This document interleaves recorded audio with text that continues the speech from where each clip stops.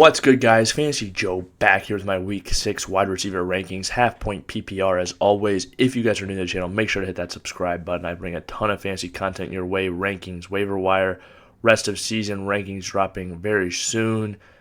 Tons of content you guys are going to want to see, buy low, sell highs. Basically, if you have any fantasy questions, I answer them as well. Drop any start, sits, trade questions, anything like that in the comments, and I will respond. Also, appreciate all comments, all thumbs up, likes. Really helps out the channel. Can't tell you guys enough how much I appreciate that stuff. Let's hop into it and talk these Week 6 wide receiver rankings without further ado. At number 1, Cooper Kupp against Carolina. He's been phenomenal this year, leading the NFL in targets. 2, Stephon Diggs. Great matchup for him against Kansas City. He's an absolute stud, getting a ton of targets. 3, Justin Jefferson against Miami. Same thing for him. 4, Deebo Samuel against Atlanta. This is a great matchup for him. I think he's going to have a monster game in this one. 5, Marquis Browning in Seattle. Great matchup for him. I think he's the 4th highest targeted receiver in all of football this year. Just to throw that out there. Sure, that could go down when DeAndre Hopkins comes back, but I think he'll get more down the field targets as well when that happens. 6, Jamar Chase against New Orleans. Sure, it hasn't been what you wanted, but those boom games are going to come. Keep sticking Jamar Chase in your lineup. Number 7, A.J. Brown against Dallas. Dallas does have a good defense, but A.J. Brown is a stud, and he can have one play that makes his whole day. This is a big game for Philly, obviously a big game for both of them. I think they're going to come out ready to play, and he's going to be targeted a lot in this one. 8, Mike Evans, great matchup for him against Pittsburgh. Great touchdown upside each and every week. And with the way that roster is right now, it's going to be him and Godwin getting a ton of targets. 9, CeeDee Lamb against Philly. Tough matchup. I think that Philly defense is legit, but CD is getting a lot of targets each and every week. At least he has so far, except for this last week with Cooper Rush. So I'm rolling him out there regardless. 10, DK Metcalf against Arizona. They have been good against wide receivers, but not wide receivers like DK Metcalf. He's a different beast. 11, Courtland Sutton against the Chargers. Sure, Russ hasn't looked great, but he throws to his favorite target, Courtland Sutton, quite a bit. The game's going to be on Monday night. I think they're going to have to score some points, so I am playing Courtland Sutton for sure. 12, Gabe Davis. We saw what he did last time. He played Kansas City, 4 touchdowns. I think this is going to be an extremely high-scoring matchup, and we saw what he did last week, 3 receptions, 160 yards, 2 tuds. You're rolling out Gabe Davis in this matchup.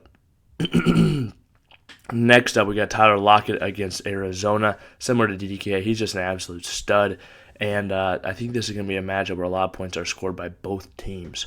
Similar to that Kansas City-Buffalo matchup, really excited for both of those games.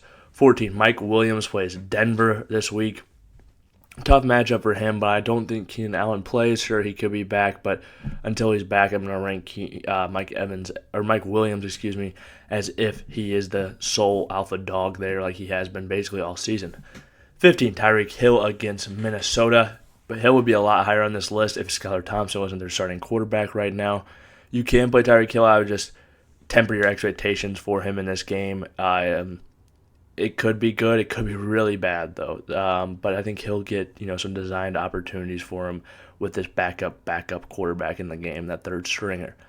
16, Chris Godwin. Like I said, they're getting a lot of targets, Chris Godwin and Mike Evans, and Pittsburgh is a great matchup for them. 17, Christian Kirk. Might not look like a great matchup, but he is the one for that team, and I think he can get it going. 18, Chris Olave. Monitor him to see if he plays. If he does, though, I am playing him even against Cincinnati in a tough matchup.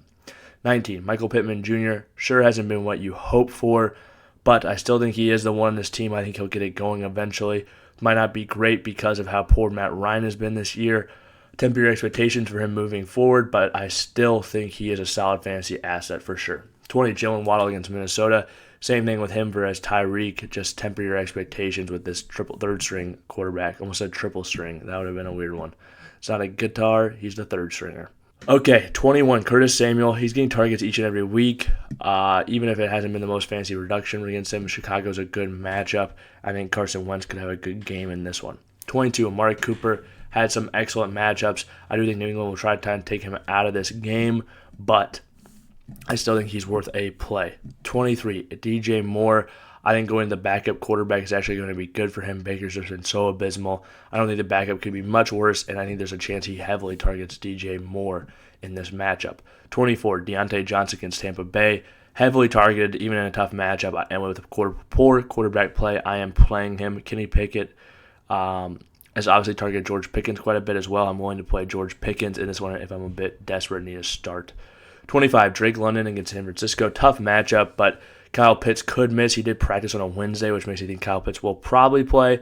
And I have Drake London ranked as if Pitts is going to play, but London has still been the guy over Pitts so far this season. Even in a tough matchup, they could be down a bunch in this one with the San Francisco 49ers running game. 26, Devonta Smith against Dallas. This is one, like I said, I think both teams are going to come out ready to play. And just because he's had a few down weeks doesn't mean you're not still playing him, especially in that flex spot in your lineups. I think he's worth a play there. 27, Jacoby Myers. He's shined bright recently with Bailey Zappi in there. I don't know if Bailey Zappi will play this week or if it will be Mac Jones. I think it'll probably be Zappi, but either way, you're playing Jacoby Myers against Cleveland. 28, Allen Lazard. Great touchdown upside for him in this matchup against the Jets. I do think they might come out and run the ball a little bit more in this one, but Allen Lazard and Dobbs are still the guys in that offense right now. 29, Isaiah Mckenzie. I would love to play Isaiah Mckenzie in this matchup. I think he's going to have a good game.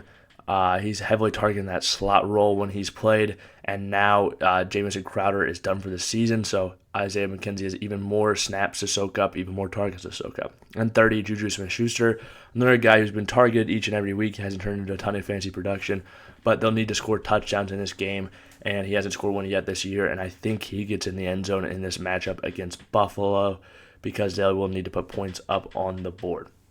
If you guys have made it to this point in the video, please hit that like button, hit that subscribe button. If you have any questions or comments, drop them in the comment section down below. I'll respond as always. This has been Fantasy Joe. Thank you guys for watching.